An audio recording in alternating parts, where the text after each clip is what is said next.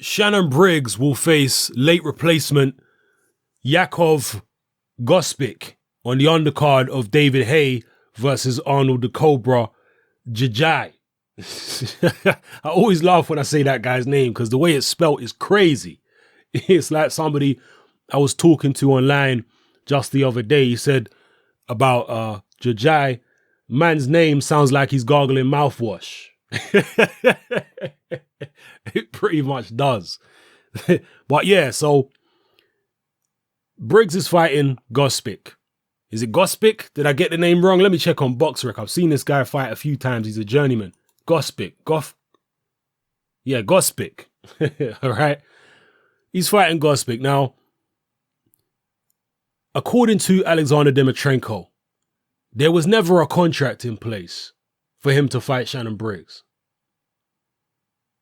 It looks as though David Haye has fabricated this whole idea about Shannon Briggs fighting Dimitrenko just to boost ticket sales and fool the public into thinking there was actually going to be a competitive fight on this card on Saturday.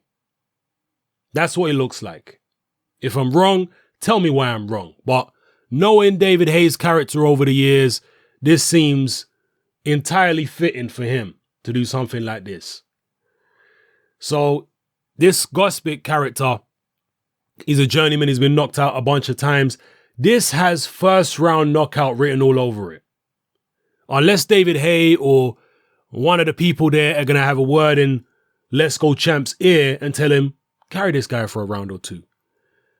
Unless they do that, then Let's Go Champ is going to burst out of the blocks and decapitate this hapless, poor bastard in probably under a minute and a half. Shannon Briggs does, and I'm sure you've heard many people say this by now, Shannon Briggs does have more first-round knockouts than any other heavyweight champion in history.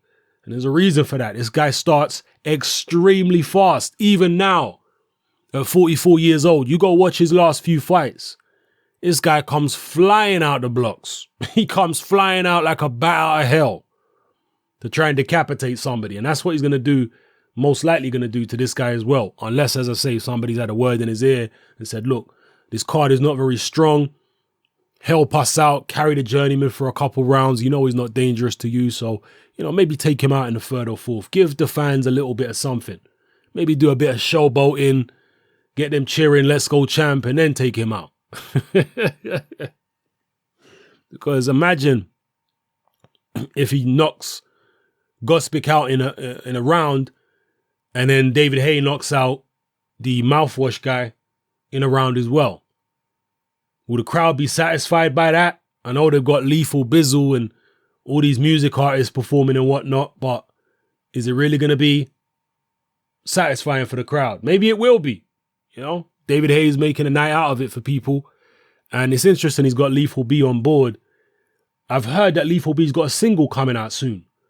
So maybe it's a mutually beneficial situation where Lethal B gets the plug or perform his single at the show in front of all those people on Dave, which will have a big audience. If David Haye's last fight was anything to go by, it had like 3 million viewers or something like that on Dave. So yeah, maybe it's a mutual thing. But, David Haye, I don't think he's even a fan of grime music. Maybe I'm wrong. I don't think he is. But he's obviously seen what Anthony Joshua did with Stormzy. And he said, you know what? That actually works. That keeps me relevant. So let me get one of those grime artists on board, just like Anthony Joshua did.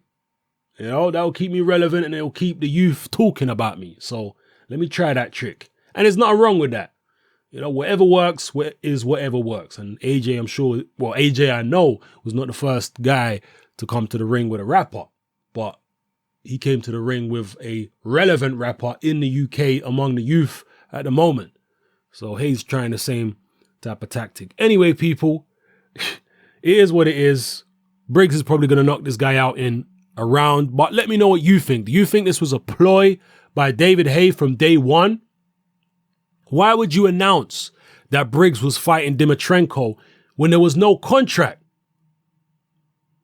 When Dimitrenko heard that he was going to be fighting Shannon Briggs, he responded on Twitter by saying, nope, I'm not fighting Shannon Briggs. You're going to hear from my legal team.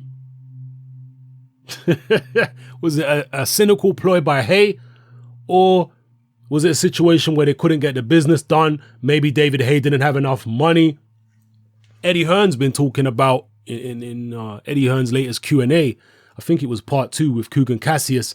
He was talking about David Haye and his the shows that he's been putting on lately, the last show and this show. And he says, I mean, I'm assuming that he must have looked at the figures or whatever. And he's saying that David Haye is not making much money at the moment. And how can he be without a big-time TV deal? Says David Haye's not making much money at the moment. Don't believe all this stuff David Haye's saying about he wants to give back to the fans. That's not the situation. What it really is the broadcasters don't have a deal with him, and maybe they don't have enough confidence in him at the moment to strike a deal with him at this point in time because of the previous pullouts. That's basically what Eddie Hearn was saying. And that's what I've been saying for the longest time.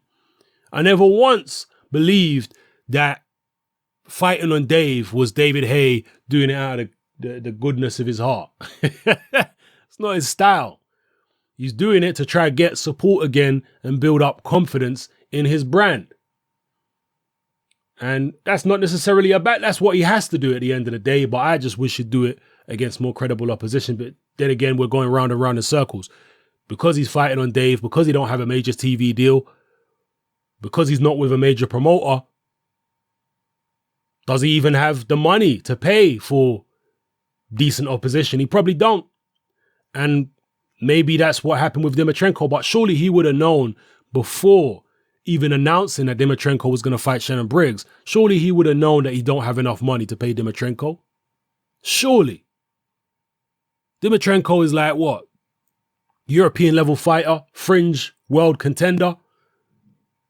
They don't come cheap. He's only lost, I think, 2 fights? And he's had nearly 35, 40 fights or something like that. At a much better level than the opponent he's got, Jajai. So surely he knew that he wouldn't have the budget to bring Dimitrenko over. Anyway, let me know what you think, people. Was it a ploy? Was it for real? What do you think of Briggs against keep forgetting his name? Djokovic? I can't remember. The guy fought Chisora. He fought, who did he fight? I think he fought Tepa in about Tepa's 4th fight. From looking at his boxer earlier, I haven't actually seen him a few times, but it is what it is. Anyway, people, let me know how you feel. It's your boy Hatman, I'm out.